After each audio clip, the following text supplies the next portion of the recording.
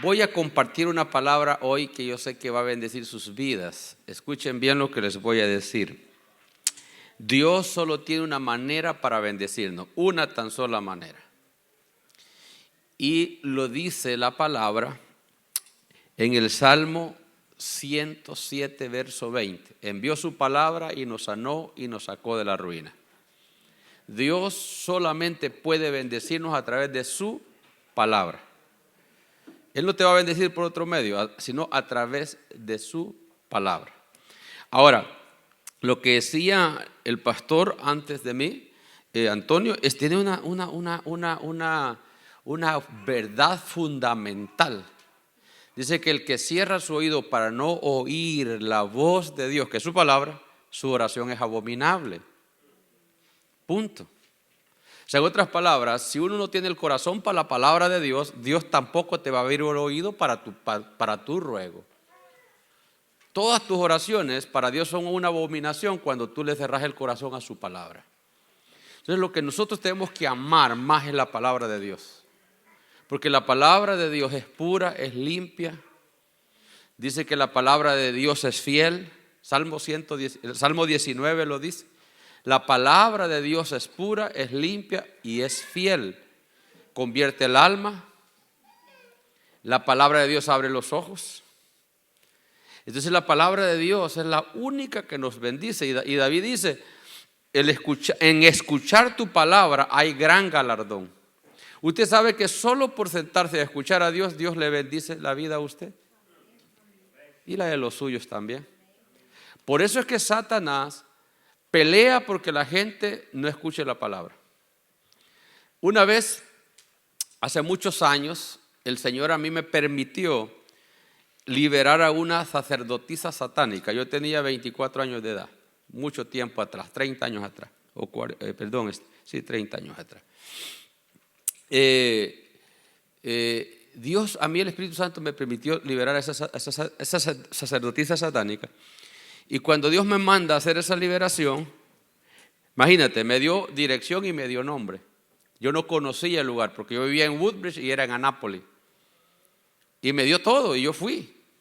Me llevé a un muchacho. Y esas etapas que uno pasa en la vida que no conoces mucho de la Biblia, pero el Espíritu Santo te dirige. No hay dónde perderse. Entonces yo agarré mi carro y me fui y le dije a mi esposa, esto me dijo el Señor, tengo que ir.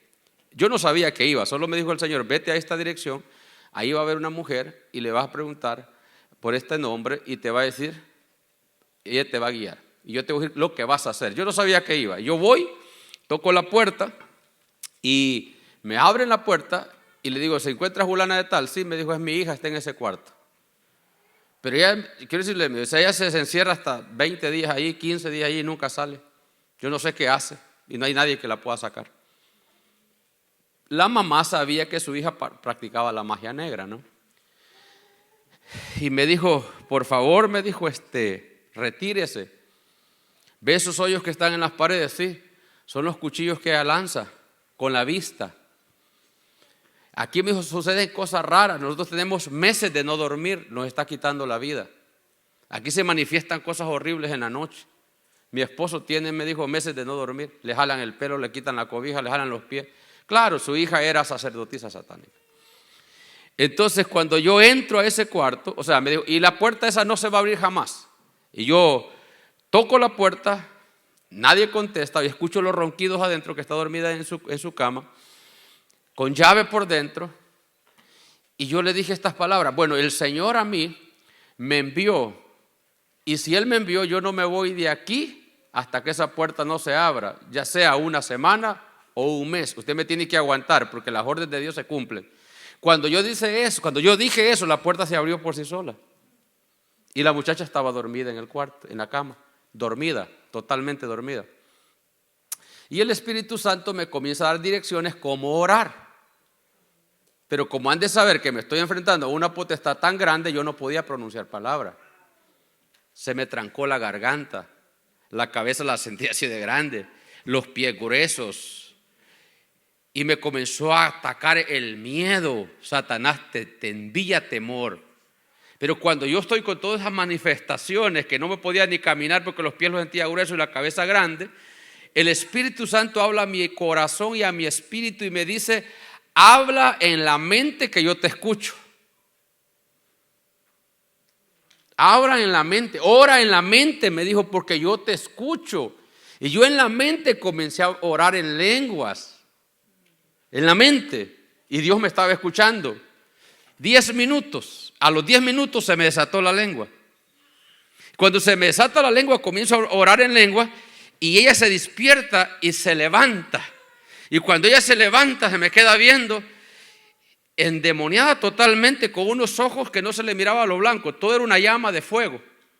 Y me mira así. Cuando me mira así, el Espíritu Santo me dijo: ponerle los dedos en sus oídos y ordená que la voz que escucha no la escuche más, que solo escuche la voz mía a través de ti.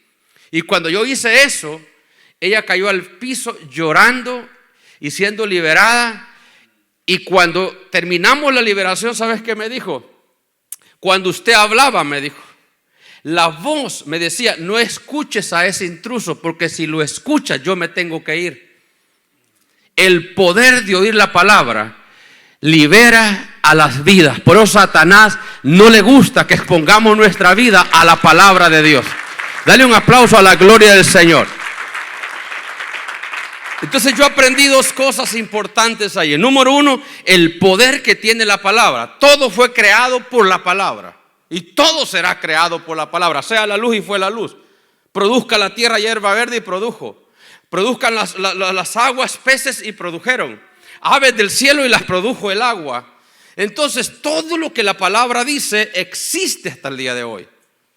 Entonces, y Dios sigue creando con la palabra. La fe se aumenta por oír la palabra de Dios. La fe no crece si no escuchamos la palabra. La fe no crece si no comprendemos la palabra. Mire el etíope, al etíope Felipe le dijo: ¿entiendes lo que lees?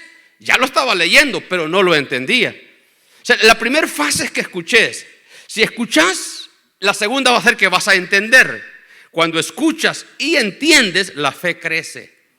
Pero no se preocupe si no entiende mucho. A todos nos pasa igual. Yo leía la Biblia, yo no entendía nada, pero la seguía leyendo. No la seguía leyendo, pero llega un momento donde Dios te destapa los oídos y comenzás a entender lo que estás leyendo por el Espíritu Santo. Cuando tú entiendes lo que lees, tu fe crece y entonces te liberas de la mentira, del engaño, te liberas de los complejos y de muchas cosas más. O te liberas de esa apatía que muchas veces oramos y buscamos a Dios, pero en realidad no lo estamos sintiendo. Si lo hacemos por pura disciplina, entonces eso desaparece. Entonces yo quiero que vayan a la Biblia. Vamos a leer un pasaje, Isaías capítulo 1, versículo 2. Hoy vamos a tocar un tema que yo le he titulado: el poder de conocer el orden divino. El poder de conocer el orden divino. Isaías capítulo 1, verso 2 dice: oíd cielos y escucha tu tierra, porque habla Jehová. Crié hijos y los engrandecí, y ellos se rebelaron contra mí. Verso 3 dice: el buey conoce a su dueño, y el asno el pesebre de su señor. Israel no tiene, mi pueblo, Israel no entiende, mi pueblo no tiene conocimiento. Esto es tan importante porque cuando Isaías declara esta palabra, Israel estaba en un proceso de apostasía. Entonces, mataban a los profetas, apedreaban a los enviados de Dios, no los escuchaban. ¿Por qué razón?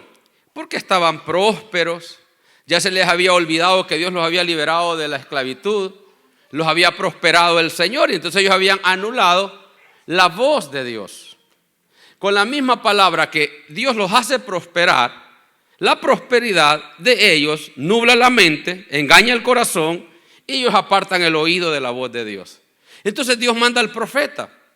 Dios mandó al profeta Isaías a hablarles.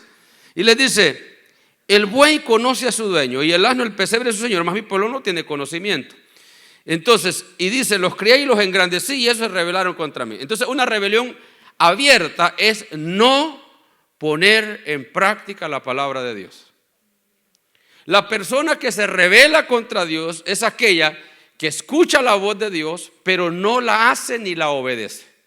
En otras palabras, estar en rebeldía y en apostasía es estar oyendo a Dios e ir a la casa y seguir haciendo lo que justamente la Biblia dice que no hagamos. Eso trae como consecuencia que Dios nos deje a nuestra suerte. Y ahí es donde los comienza a ir mal en la vida. Y ahí, por más que nosotros queramos hacer, por más que luchemos, por más que gritemos, no va a cambiar la situación hasta que no cambie nuestra actitud. O sea, la situación de nuestra vida en crisis no va a cambiar porque las personas oren por vos. No va a cambiar porque el más espiritual ore por vos. No, el cambio comienza a ejecutarse en mi vida cuando mi actitud ante la voz de Dios comienza a cambiar. Cuando yo comienzo a reconocer que el grande Dios, que Él es mi Señor y que Él ordena mis pasos y que Él determina qué es lo que yo tengo que hacer y no yo, entonces Dios comienza a cambiar también su manera de tratarme. Y las cosas comienzan a agarrar rumbo, las cosas comienzan a cambiar en mi salud, en mis relaciones con los demás, con mi familia, con mis amigos, con mi esposa y económicamente y en la salud física. Todo comienza a agarrar sentido porque quien ordena mi vida es la voz de Dios, es la palabra de Dios. Dale un aplauso a la gloria de Dios. ¿Cómo Dios alineó a Israel? Mandándolo de esclavos 70 años a Babilonia. Los tuvo que disciplinar. Y cuando Israel entra en disciplina, comienza a oír a Dios. Usted sabe que nosotros somos bien tendentes a buscar a Dios cuando estamos en los momentos de dificultad. Cuando los problemas se nos arreglan, nos olvidamos que Dios fue el que lo hizo. Luego comenzamos a calificar los días que vamos a ir a la iglesia.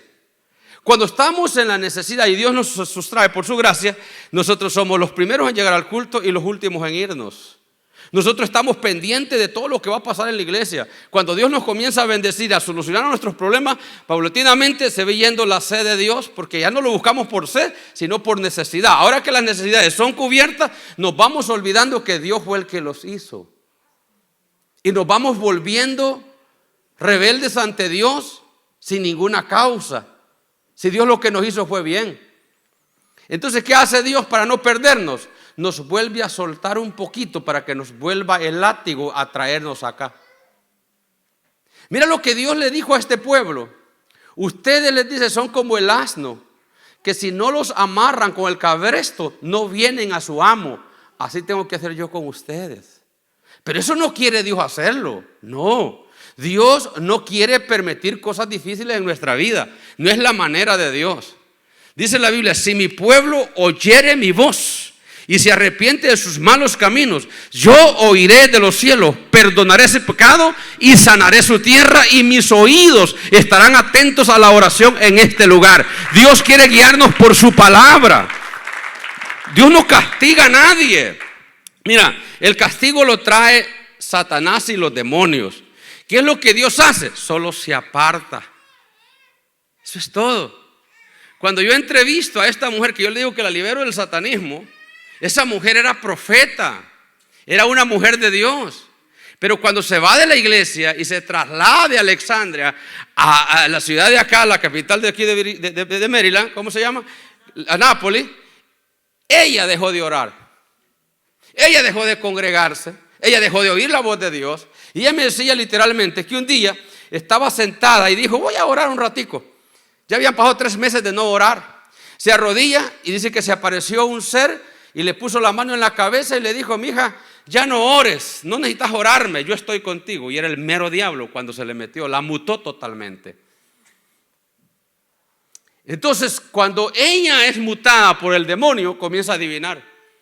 Comienza a verte y a ver todo lo que está dentro de ti. Y ella pensaba que era el don de Dios. Y comienzan aún personas los que buscan a los delincuentes, como los policías, los de la FBI, a consultarla, porque los mismos demonios hacían el trabajo de enviarla, porque ella sabía dónde estaba el delincuente, por un espíritu pitónico. Y al principio ella creía que era Dios que le estaba dando el don. Quiere decir que si nosotros somos consagrados a Dios, podemos desviarnos y estarle sirviendo al diablo y ni cuenta lo damos. Ni cuenta lo damos. Hasta que al final se le apareció el diablo y le dijo: ya no es tu Dios, yo soy tu amo hoy. A mí me vas a entregar cuentas de hoy en adelante. Y el día que no lo hagas te voy a torturar.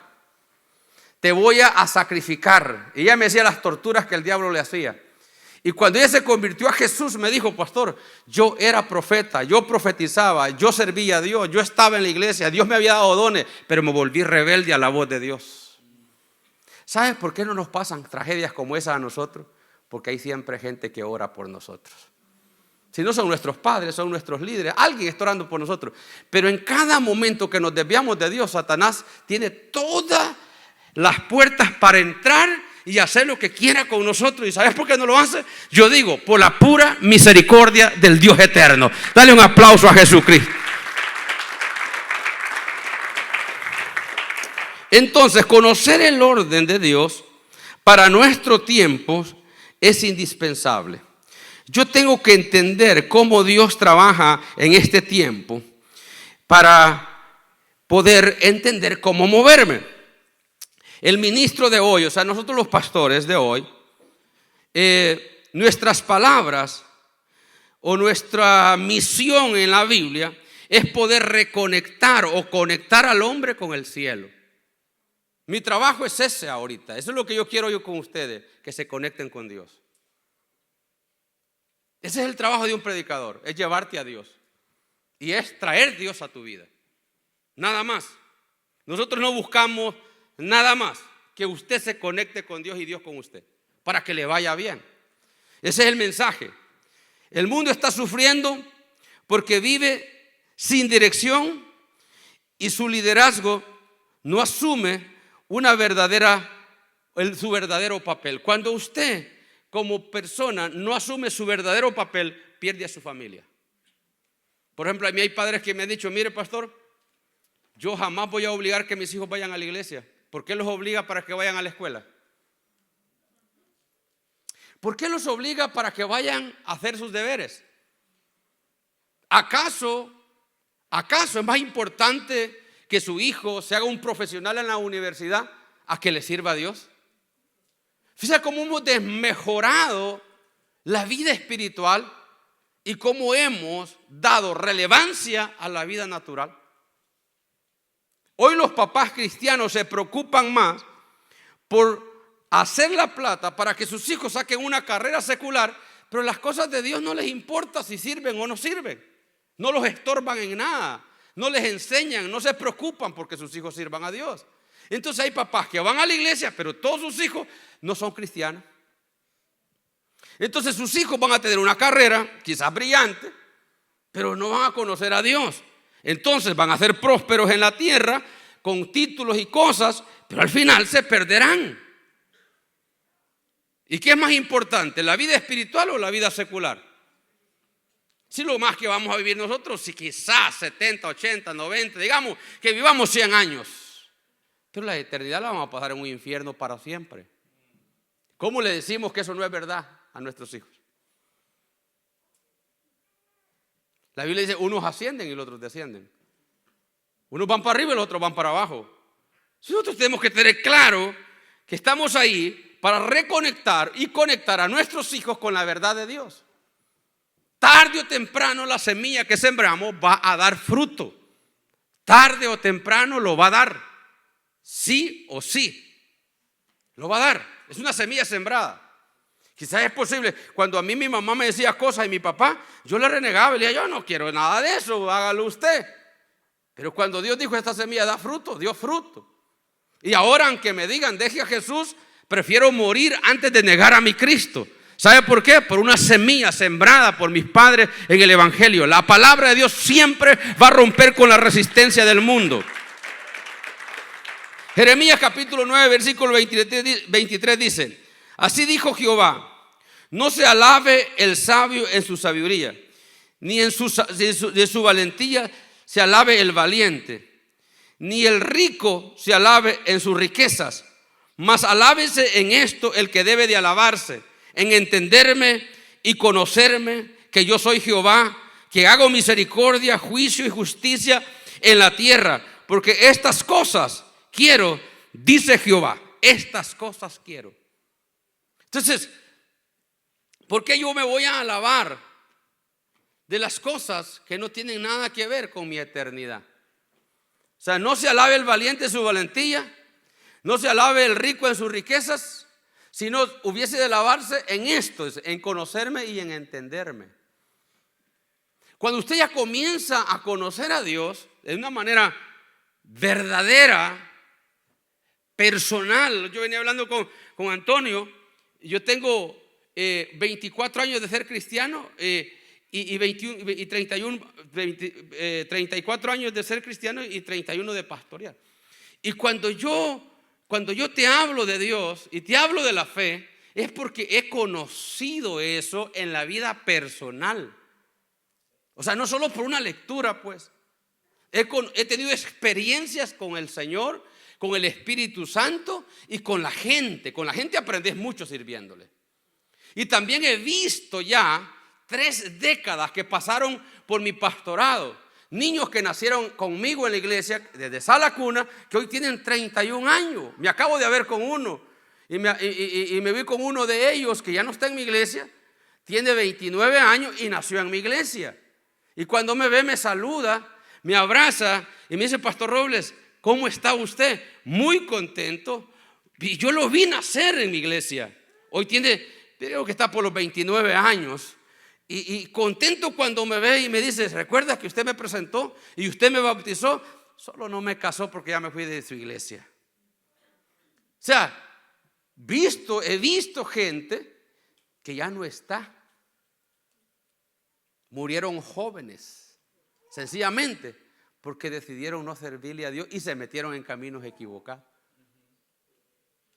He visto gente que quizá ellos no lo entienden, pero hace 5 días me llamó un muchacho de la cárcel. Fue el pianista de mi iglesia y me dice: ¿me puede ayudar a salir? Me falta 2 años, pero si alguien paga una fianza, yo salgo. Yo le digo: ¿de cuánto es la fianza? $12,000. De verdad yo los pudiera buscar, aunque sea prestado, y ponerlo. Pero le dije: te conviene estar ahí, aprender. Naciste en el evangelio, estuviste detrás de un piano, un gran adorador, te fuiste de la iglesia, te fuiste a servirle al enemigo, te hiciste músico de una banda de regional, comenzaste a ahorrar droga. Si yo te saco, te arruino el proceso. Vive tu proceso y cuando salgas de ahí, demostrame que querés cambiar y buscame, que yo tengo la solución. No le pongas fácil las cosas a la gente, porque lo fácil se olvida pronto.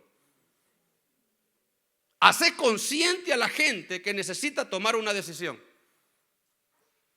El ayudarle a la gente en sus procesos es arruinar el proceso. Hay gente que tenés que caminar con ellos, dándoles amor, dándoles palabra, pero nunca les estorbes su proceso. Déjalos que vivan su proceso. ¿Sabes por qué? Porque si usted y yo no vivimos los procesos legítimamente, no vamos a tener una vida digna de ser contada.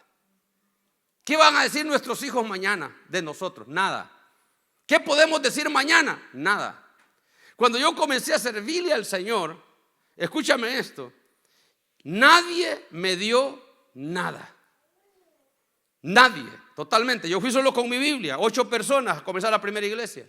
Y a mí me dijo: Pastor Robles, que Dios lo bendiga. ¿Y sabe lo que digo hoy yo? Fue lo mejor que me pudo pasar, porque desarrollé fe levantando iglesias de 0 a que sean grandes. Porque si no lo vivís, nunca jamás tendrás una historia digna de ser contada. Entonces usted dice: ok, mis papás no me dejaron plata, mis papás no me dejaron herencia, pero eso no quiere decir que no te puedo hacer un empresario poderoso. Comenzá de 0 y eso te va a dignificar cuando seas viejo. Y digas, nadie me dio nada, pero yo fui disciplinado, yo peleé y lo alcancé. Eso le vas a heredar a tus hijos. Eso vale más que el oro y que la plata. Dale un aplauso a la gloria del Señor. Entonces yo le decía a unos pastores amigos, yo en este mismo momento yo puedo dejar MVP, que pasamos de las 300 personas, dejárselos a un pastor e irme a cualquier lugar a levantar una iglesia. Y yo te estoy seguro que en 2, 3 años yo tengo más de 100 personas ahí sirviéndole a Dios. ¿Sabes por qué? Porque aprendí a hacerlo. Es como el constructor de casa. Compra el terreno y ya ve el edificio que va a levantar y sabe cómo hacerlo, porque es constructor. Por eso es necesario que entendamos nosotros a Dios. Hay gente que dice, no, pero pastor, Dios sabe que Dios me entiende. Mira que yo, está bien, Dios te entiende. Claro que sí, Él es todopoderoso.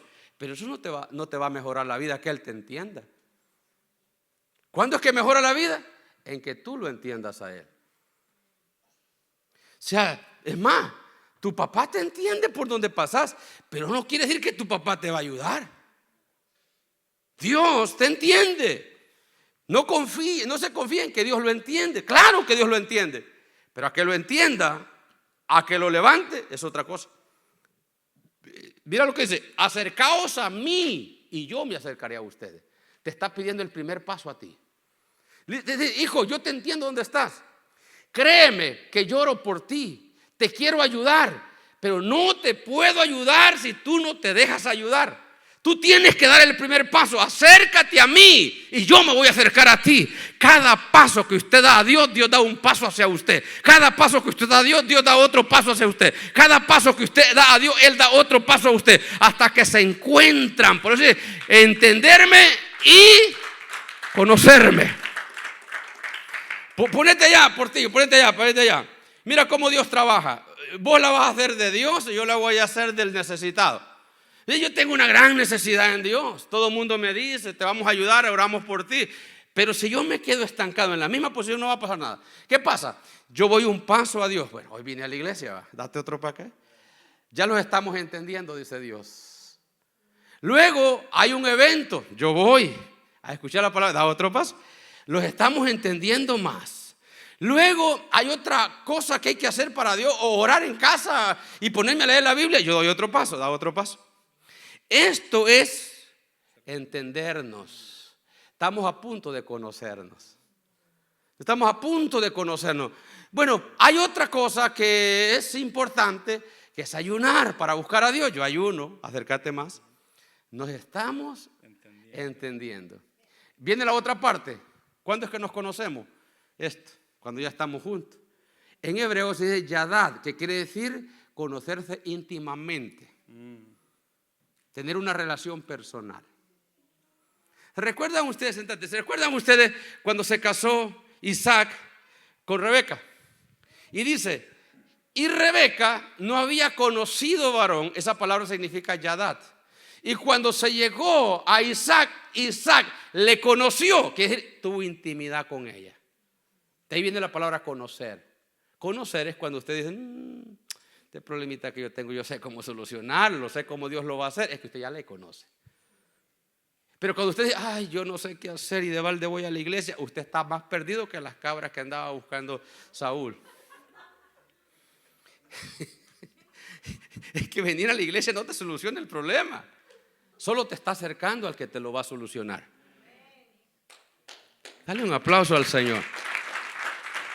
Es más, ustedes no me van a dejar mentir. Que hay problemas que les ha quitado el sueño. Hay problemas que los han hecho pensar mucho. Y un día se acostaron y cuando se levantaron el problema ya estaba solucionado. ¿Quién cree que lo hizo? Mientras usted dormía, Dios trabajaba por usted.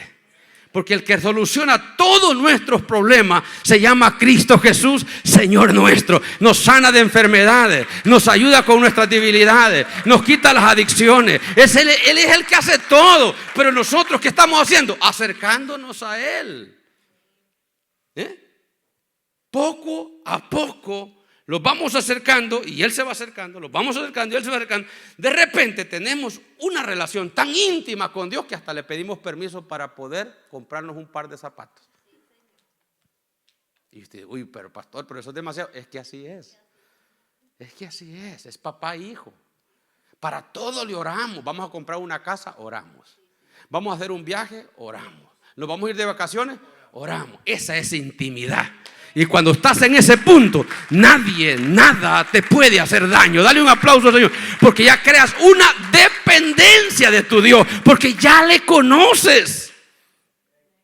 Charles Difon dice que una vez le regalaron una plata, un evangelista muy poderoso. Iba caminando por un mall y ve detrás de una vitrina unos zapatos italianos de puro cuero. Y él dice, ay, qué bonitos zapatos. Se mete a la tienda. ¿Cuánto valen? $500. Y él iba a sacarse la plata para comprarlos cuando oyó la voz de Dios que le dijo, ¿por qué no me preguntas antes de comprarlo? Y él se queda. Yo preguntarte a ti para comprar un par de zapatos, sí, porque la plata que te he dado no es para zapatos. Guárdala y después te diré para qué te la di. ¿Puede llegar, pastor, hasta ese nivel un cristiano? Sí, claro. Si no hay nada más bello que tener intimidad con Dios, que Dios te diga la agenda que vas a seguir, conocer el camino, saber a dónde estar y saber dónde no estar, saber qué decir y saber qué no decir. Esa es la guianza del Señor. Y los hombres del ayer de Dios fueron así. Por eso tenemos la Biblia. Por eso tenemos la palabra escrita, porque ellos no hablaron más de la cuenta. Hicieron lo correcto, estaban en el lugar que tenían que estar, se movían a donde tenían que moverse. ¿Usted recuerda cuando Pablo iba para Roma y la barca iba a salir? Y Pablo le dice al dueño de la barca, veo que va a haber prejuicio en el camino. Por favor, hacemos bien en no salir y en no zarpar. Y dice que el dueño de la barca le creyó más al piloto que a Pablo. Y Pablo estaba presidiendo en el espíritu, porque Pablo sabía dónde estar y dónde no estar. Y Pablo sabía que iba a haber prejuicio, porque él era el que cargaba la palabra. Entonces no le hicieron caso y salieron y zarparon. Cuando iban por el camino se vino la tempestad tan grande, 13 días que no se podían ver las manos de la oscuridad, no sabían dónde estaban. Y en esa noche el ángel vino a Pablo y le dijo, Pablo, quiero decirte algo. Ninguno de los que están en esta embarcación se van a perder. Se los he concedido a ti, pero todo se perderá, incluyendo la barca. Así es que diles que coman, que se alienten, porque no habían comido por 13 días de la aflicción. Y en la mañana Pablo dice, esta noche el ángel de Jehová estuvo conmigo y me ha dicho que ninguno de ustedes se va a perder, porque sea como sea, vamos a dar en algún lugar, Dios nos va a guiar, pero todo lo que está en esta barca se va a perder, incluyendo la barca. Entonces le hicieron caso y comieron.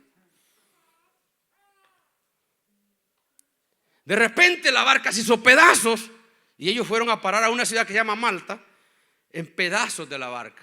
Ni uno murió. Todos estaban vivos, pero nada de la barca estaba a salvo. Señores, cuando nos dejamos dirigir por Dios, no nos va a pasar nada. No vamos a ser parte de la destrucción. Siempre vamos a salir a flote, aunque se pierda el carro, se pierda la casa, se pierda todo lo que tengamos, la cuenta bancaria, pero nosotros vamos a estar intactos porque Dios preserva nuestra vida para bien y no para mal. Dale un aplauso a la gloria del Señor. Conocer y entender a Dios es lo mejor que nos pueda pasar. Ahora, Romanos capítulo 1, verso 21 dice, pues habiendo conocido a Dios, no le glorificaron como a Dios, ni le dieron gracias, sino que se envanecieron en sus razonamientos, y su necio corazón fue entenebrecido. Profesando ser sabios, se hicieron necios, y cambiaron la gloria de Dios incorruptible en semejanza de imágenes de hombres, de aves y de cuadrúpedos y de reptiles. Esto Pablo se lo está enseñando a los romanos. ¿Por qué? Porque mira, los romanos no le dieron gracia, no le quisieron reconocer, sino que se fueron a adorar otras cosas en vez de adorar al que les había rescatado. Y Pablo les da esa gran reprendida y les dice que en los últimos tiempos va a ser igual. ¿Y cuál es el extravío que vendría, que dice Pablo hace 2000 años? Lo que estamos viviendo hoy. Si usted lee para adelante, dice, se casarán hombres con hombres. Hombres con hombres tendrán sexo. Cambiarán la imagen del Dios incorruptible por imagen de un Dios incorruptible. Mira lo que hicieron ahorita en las Olimpiadas. Lo estamos viendo 2000 años más tarde, señores. Y esto va para peor. Este mundo va para peor. Esto no va a mejorar. Nosotros tenemos que entender que no podemos frenar al mundo, pero sí podemos cambiar el destino de nuestra vida y de nuestra familia. Por eso la Biblia escapa por tu vida. Hermano, hay gente que por más que usted le predique, no van a cambiar. Entonces cambiaron la gloria de Dios del corruptible por imagen de cuadrúpedos y reptiles, por cosas que no son Dios. Dice, envolviéndose en lascivia, hombre con hombre y mujer con mujer, y dándole culto a lo que no es Dios. Ese es el extravío de la gente. Imagínate que una persona de esa me dice a mí: ustedes los pastores son unos grandes ignorantes. La ciencia ya se aumentó, la ciencia ya creció, y pronto nosotras vamos a engendrar hijos. Estás loca. Era mujer. Y dice que va a poder engendrar hijos ella porque va a poder con cosas químicas y con tantas cosas que les han metido en la cabeza, que ella va a volver y se va a volver hombre y va a poder tirar el esperma del hombre y no va a necesitar hombre para tener hijos, y por lo tanto no creen en los hombres. Los tiene engañados. Aquí está escrito: se van a volver irracionales. ¿Y sabe lo que significa irracional? Animal, sin afecto, implacables, sin afecto natural. Implacables, soberbios, altivos, vanagloriosos. Esa es la generación que estamos viendo hoy. Que si alguien de esa gente me escucha predicar a mí, va a decir: ese viejo está desfasado, ese es un fósil, no está actualizado. Porque a lo divino lo van a profanar. Ya lo estamos viendo en nuestras narices. Ahora, ¿cómo guía el Espíritu Santo? Quiero enseñarle algunos detalles. El Espíritu Santo guía sobrenaturalmente. Diga conmigo: sobrenaturalmente. Por eso la vida espiritual no la tenemos que perder. No hay manera que Dios nos pueda guiar si no es espiritualmente, porque Dios es espíritu. Entonces nosotros tenemos que crecer en la vida espiritual, ¿sí o no? Tenemos que crecer. Si no crecemos en la vida espiritual, ¿cómo lo va a guiar Dios a nosotros? Si no tiene otra manera cómo hacerlo. Ya les conté de principio cómo Dios me guía a liberar a una persona. ¿Qué tal si yo no soy sensible al Espíritu Santo? Esa persona estuviera endemoniada. Y mira lo que dice acá, 1 Corintios 2:14. Pero el hombre natural no percibe las cosas que son del Espíritu de Dios, porque para él son locura y no las puede entender, porque se han de discernir espiritualmente. Entonces quiere decir que las cosas de Dios no son percibidas por el hombre natural. Pregunto, ¿es pecado ser natural? No, lo necesitamos lo natural para vivir la esfera natural. Pero necesitamos que, siendo naturales, entendamos lo espiritual. Yo aquí no les estoy enseñando cosas naturales, les estoy enseñando cosas espirituales. Porque las cosas naturales las enseñan en las escuelas seculares. Yo les estoy enseñando fe, espiritualidad, que te conecten con Dios. Por eso usted va a ver que usted está en una posición un día, pero se expuso a una palabra como esta y su situación cambió. ¿Por qué cambió? Porque entendió lo espiritual. Y usted dice: wow, yo no había entendido eso. Hoy lo entiendo. Yo me acuerdo cuando yo entendí lo de orar. Yo no sabía qué era orar. Yo me tiraba al piso a hablar nada más. Yo le dije: Señor, yo no entiendo eso. Pero cuando escuché a un hombre de Dios hablar el poder de la oración, entendí que era orar y comencé a orar correctamente, y mi vida creció espiritualmente. Y después me volví un loco de oración, porque me di cuenta que tenía poder en la oración de atar demonios. ¿Sabe cómo yo oraba?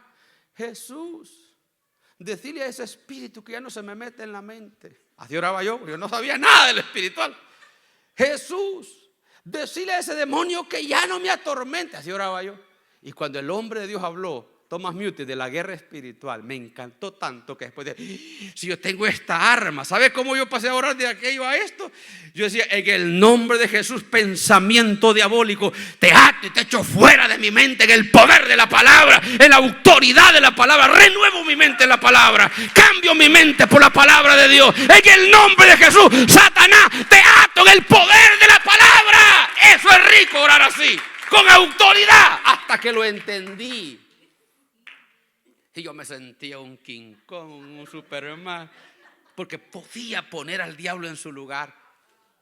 Entonces entendí que tengo autoridad para echar fuera demonios, que puedo pisar serpientes y escorpiones y nada me va a hacer daño. Entendí que la guerra espiritual es más real que la natural.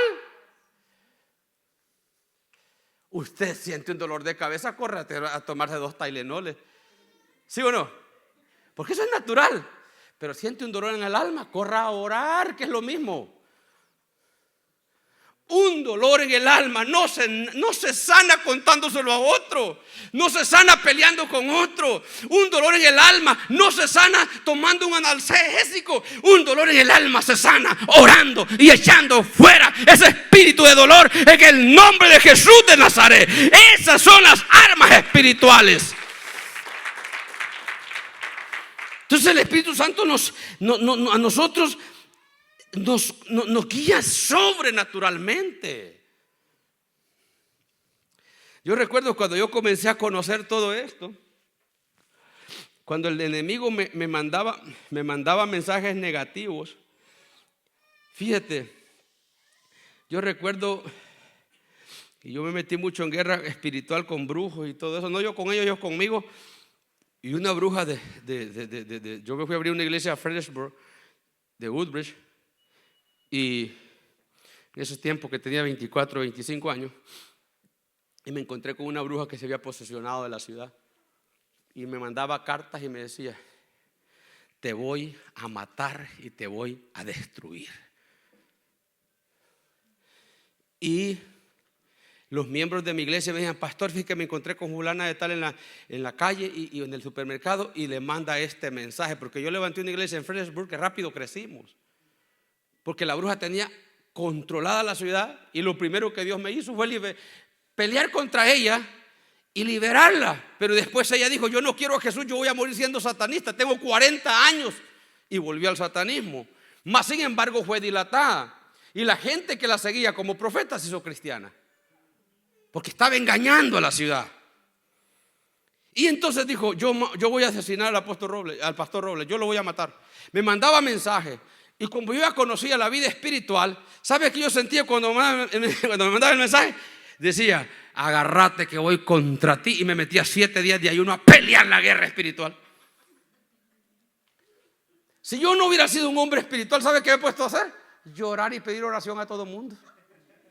Ay, pastor, miren lo que me mandan a decir. El hombre que no es espiritual es miedoso, y el diablo no respeta a los miedosos. Satanás respeta a los valientes, Satanás respeta a los fuertes. Dice la Biblia, diga el débil, fuerte soy, levántese en guerra. Cuando el diablo le mande una amenaza, usted preséntele la guerra y dígale, no tocarás mi vida ni los míos en el nombre de Jesús. Yo le decía a Mari, no olvídate, no me ofrezcas comida, porque yo voy en ayuno. Ya encontré que el ayuno es letal contra las tinieblas. Entonces yo me metí en ayuno, en oración, y a reprender al diablo. Mire, yo al diablo lo reprendí en todo lugar. Me volví fanático de la oración, y el diablo me tenía miedo, o me sigue teniendo miedo. El diablo sabe quién sabe, y el diablo sabe quién ignora. La gente que ignora las cosas espirituales, el diablo hace fiesta con ellos. Pero cuando el diablo se da cuenta que hay una persona que conoce la palabra y conoce las profundidades del espíritu, dice, con ese no se metan, van a salir avergonzados. Entonces nos conviene conocer el mundo espiritual. Para poder entender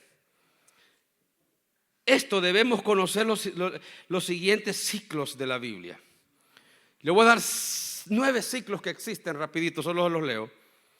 No se los voy a dimensionar cada uno, solo los voy a leer para terminar donde yo quiero terminar. Número 1, el ciclo de Adán y Eva fue una dimensión de revelación que ellos tenían que conocer para poder operar delante de Dios. Era un ciclo, era un tiempo que ya no funciona, fue en el pasado. Número 2, el ciclo de Noé. ¿Se acuerdan del arca de Noé? Noé tuvo que oír a Dios para hacer el arca.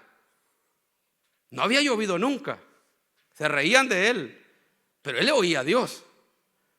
Y él la hizo, 120 años le costó de trabajar. Escúcheme una cosa es trabajar en un proyecto de Dios 10 años y otra cosa es 120 años sin fallar. Y que nadie te escuche, que todo te haga el feo. Oye, si nunca ha llovido, ¿por qué estás haciendo esa loquera? Y no solo él, sus hijos y las esposas de sus hijos y su esposa. Usted se imagina los hijos de Noé oyendo todo eso. Papi, dicen que nunca ha llovido. Mira, ustedes cállense y sigamos trabajando, porque yo sé oír a Dios. ¿Qué pasó cuando llegaron los 120 años? Se vino el diluvio. Entonces creyó la gente, pero no pudo entrar a la barca. ¿Quiénes entraron? Noé y su familia, porque habían entendido. Entonces, cada ciclo tiene una manera de Dios dirigir a la gente. ¿Y quiénes se salvan? Los que lo entienden, no los que lo contradicen o los que se quedan en el neutro. Sí, yo no ataco al varón, pero tampoco lo apoyo. También te vas a perder, tenés que agarrar partido.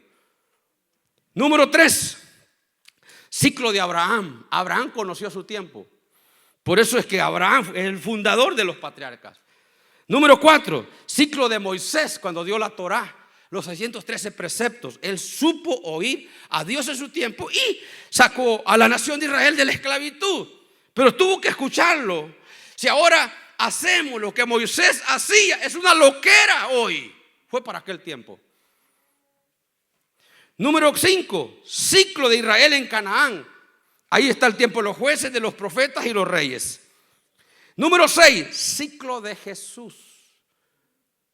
A los suyos vino y los suyos no le recibieron, mas a los que le recibieron le dio potestad de ser hechos hijos de Dios. Estos no son aquellos que son engendrados por voluntad de varón, sino de Dios. Significa que los llevó a ser hijos de Dios por una relación espiritual. No tiene nada que ver con lo natural.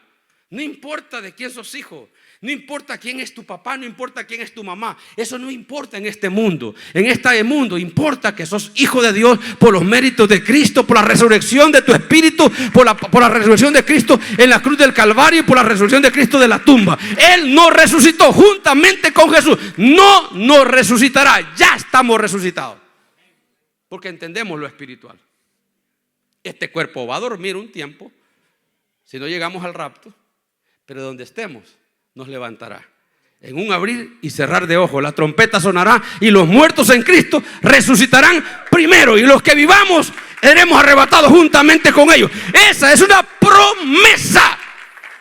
Y esa es la base fundamental de todo cristiano. 1 Corintios 15, 24 dice: si los muertos no resucitan, vana es nuestra fe, pero Cristo ha resucitado. Primicia de los muertos ha sido hecho. Cristo fue el primero que resucitó. Y después de Cristo vamos los que somos de Cristo en su venida, que es el rapto que estamos esperando.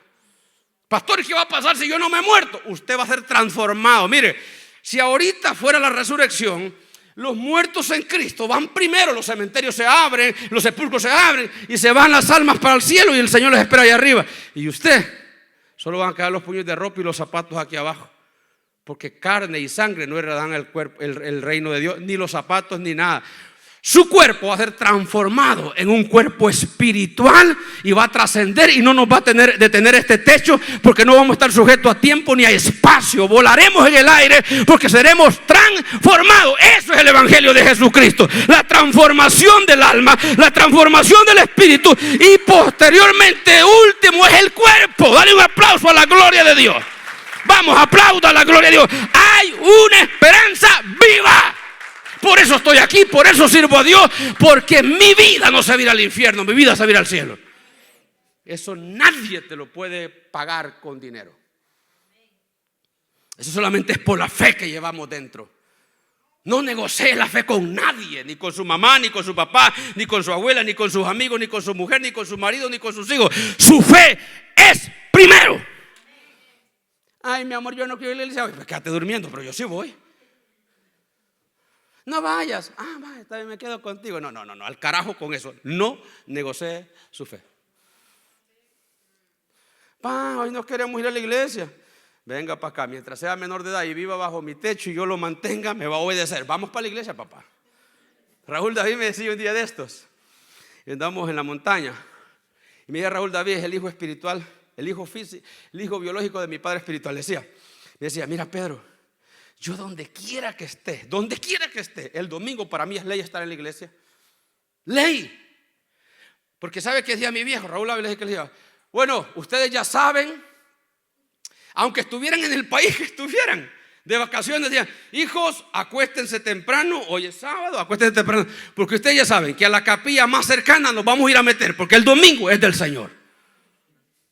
Desde niño me dijo. Y ahora, aunque yo quisiera quedarme en la casa, que ya soy un viejo, no puedo, porque ya es una ley, es una naturaleza en mí, es una cultura en mí, que mi papá me enseñó que el domingo es del Señor, no es negociable, es el día del Señor. Dale un aplauso a la gloria del Señor. Yo no puedo, me decía, dejar un domingo.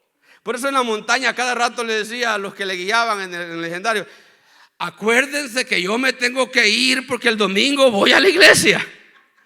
Y a cada rato se lo decía. Y cuando me vio a mí se alegró y me dijo: ¿me viniste a traer? Sí, te vine a recoger. Después del sepelio me fui para recogerlo. Y qué alegría. Me dijo: no es solo porque voy a predicar, es que para mí es ley estar en la casa del Señor los domingos. Desde niño mi papá me lo sembró. Desde niño mi papá me dijo: el domingo no es negociable. Fe no fingida, como la de Timoteo.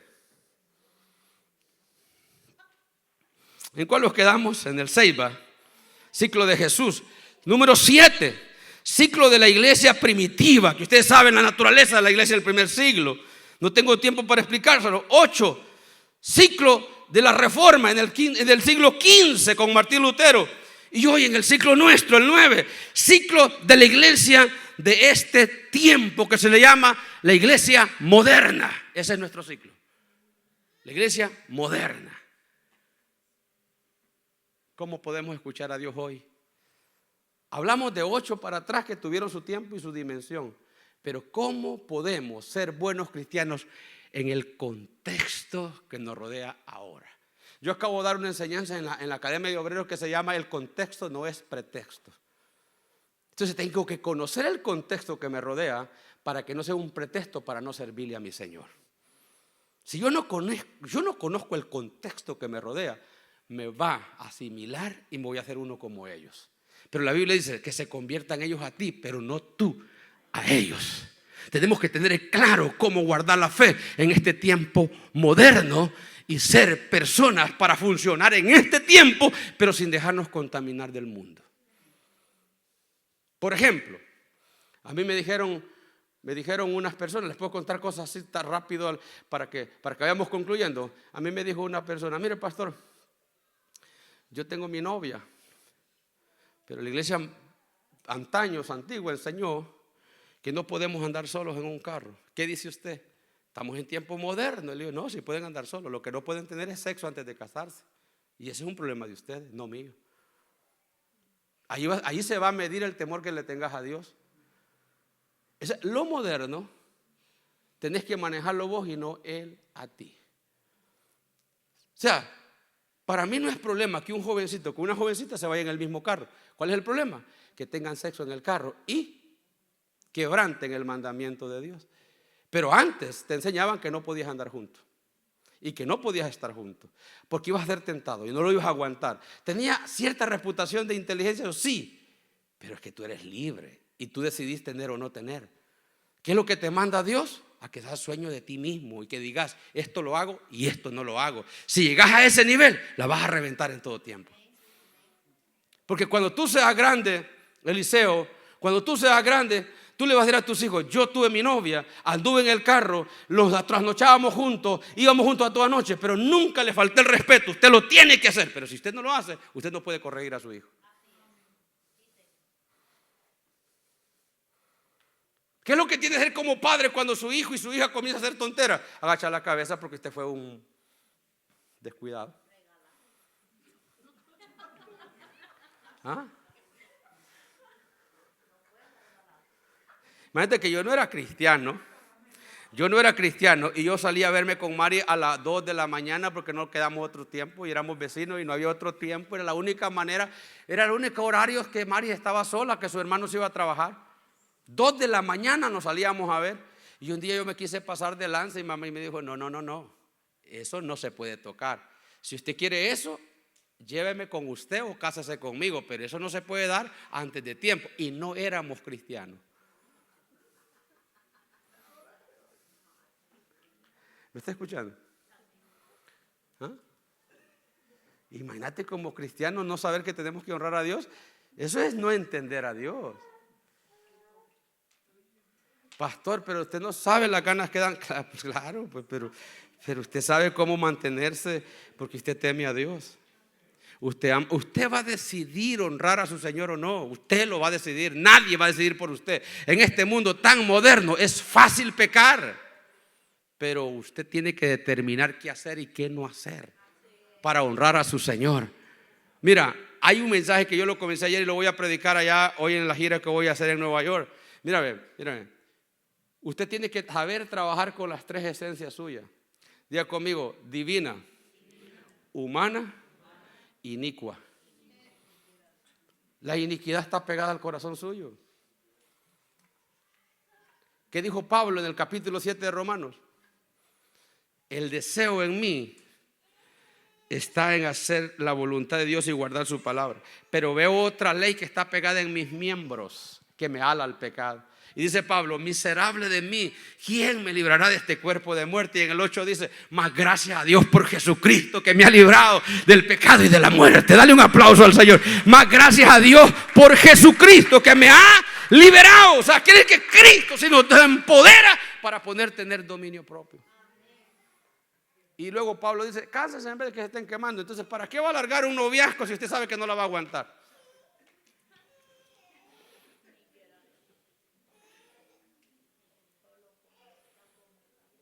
Mire esto.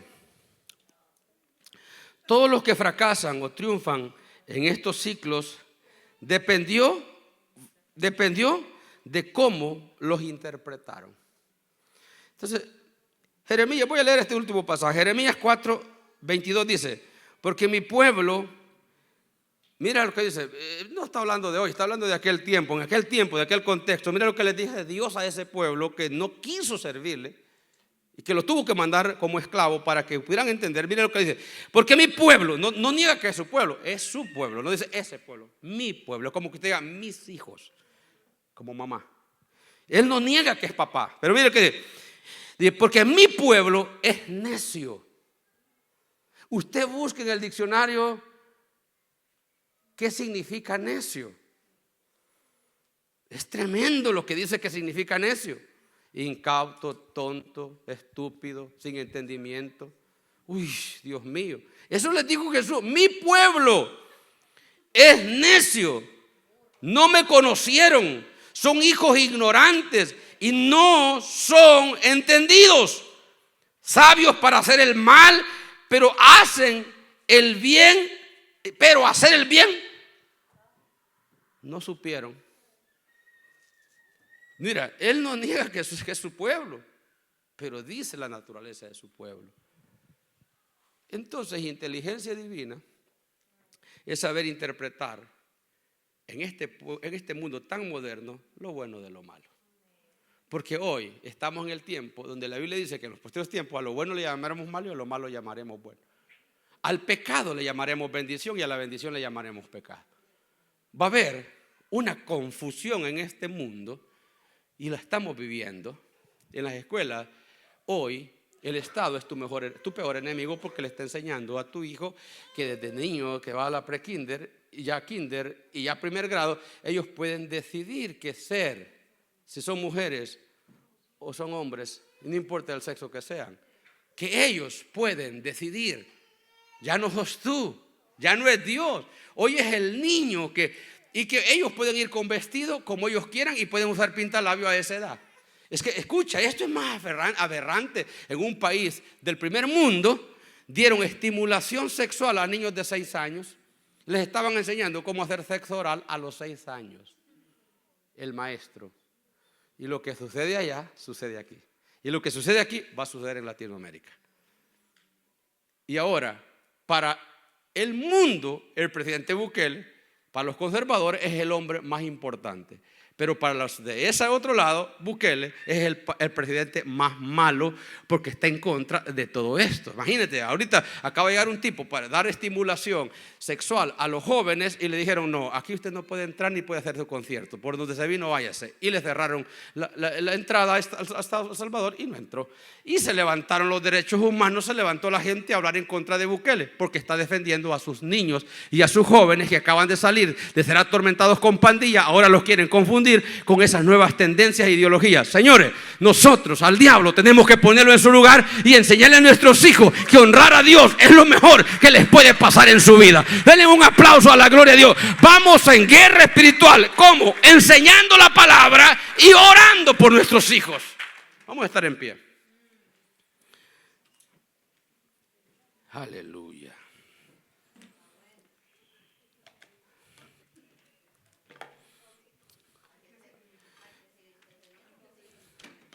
¿Sabes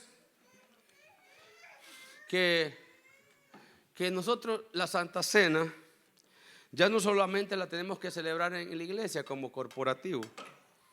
Yo he aconsejado y sigo aconsejando que usted de vez en cuando, por lo menos una vez cada 3 meses, 4 veces en el año, se reúna solo con sus hijos o sus padres si los tiene para celebrar Santa Cena en casa, para poder fomentar lo espiritual en la familia. Pararse, ponerse de pie y decir: venga acá, vamos a tomarlo de las manos y vamos a orar, en que sea 20 minutos juntos, para fomentar lo espiritual.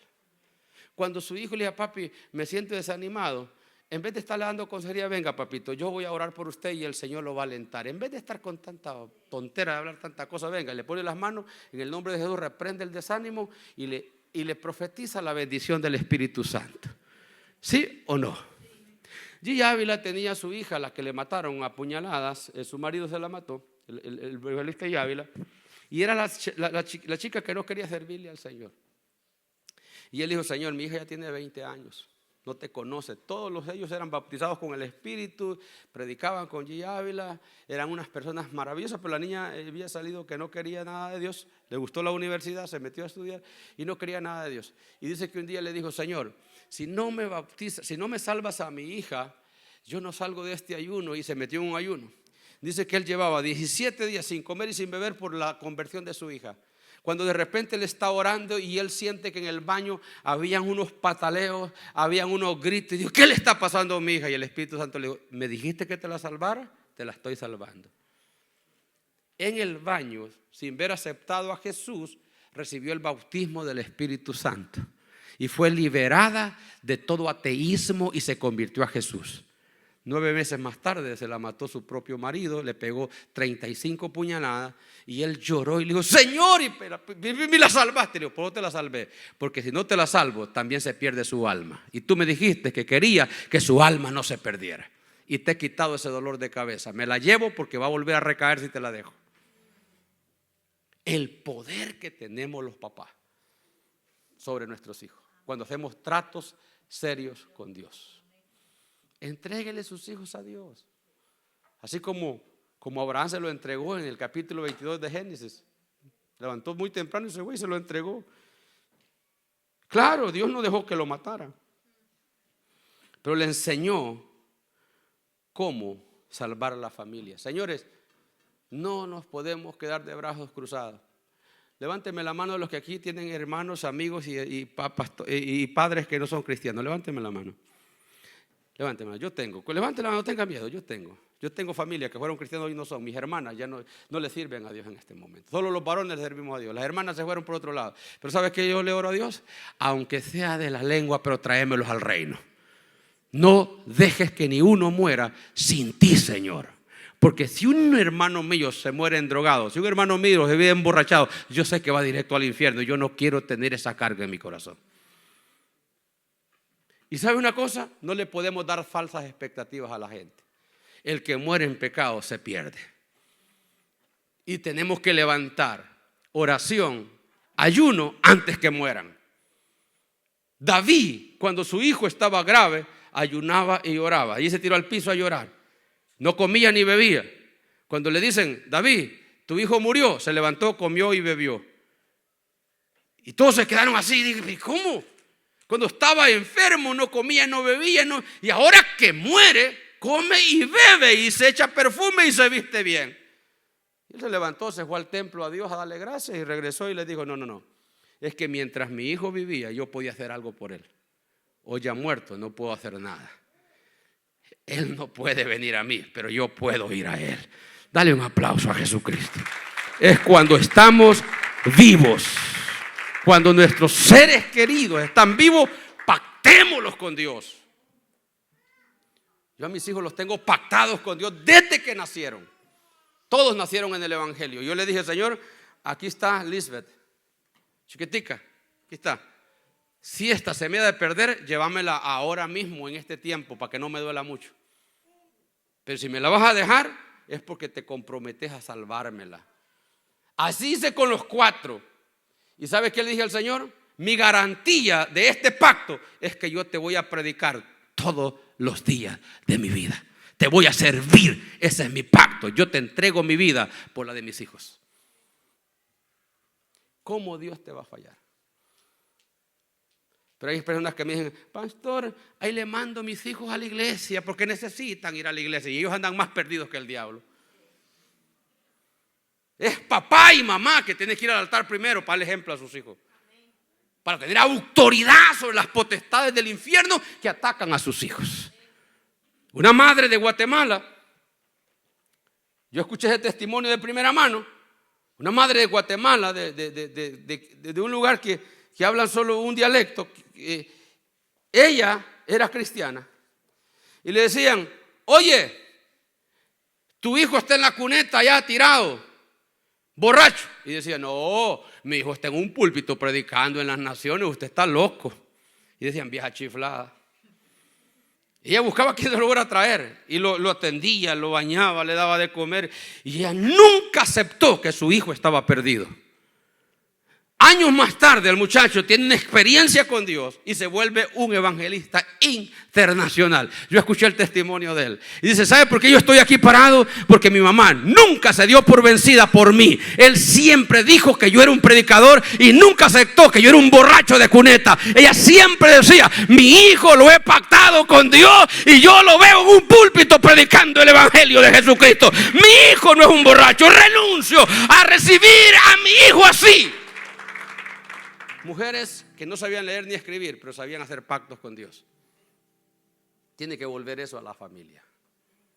El mundo persigue a tus hijos desde la cuna. Es más, desde el vientre te dicen, abórtalo.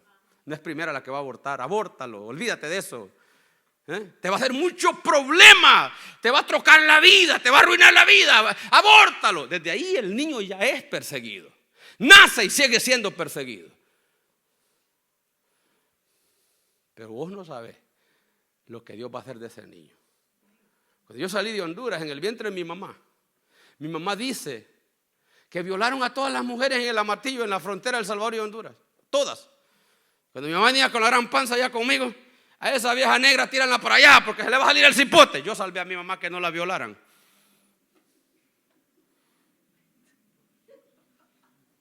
Nací en un Tapesco de Varas y después me agarró la guerra de El Salvador en un campo de concentración guerrillera. Yo a los 19 años conocí la libertad. Entonces yo sé lo que es ser perseguido desde el vientre. De que todos los niños de mi edad se murieron por falta de alimento porque no había que darles de comer. Y mi mamá me dice a mí, yo no sé cómo tú sobreviviste. Si solo te podía dar agua con azúcar porque no había ni echaba leche yo porque no había ni nada de qué comer en ese lugar. Yo no sé cómo, los niños se enterraban por 3 cada día. Y tú sobreviviste. Claro, cuando Dios tiene propósitos con tu familia, el entorno no es pretexto, el contexto no es pretexto. Dios siempre va a salvar a tu familia. Seremos el presagio de la destrucción. Dale un aplauso a la gloria del Señor.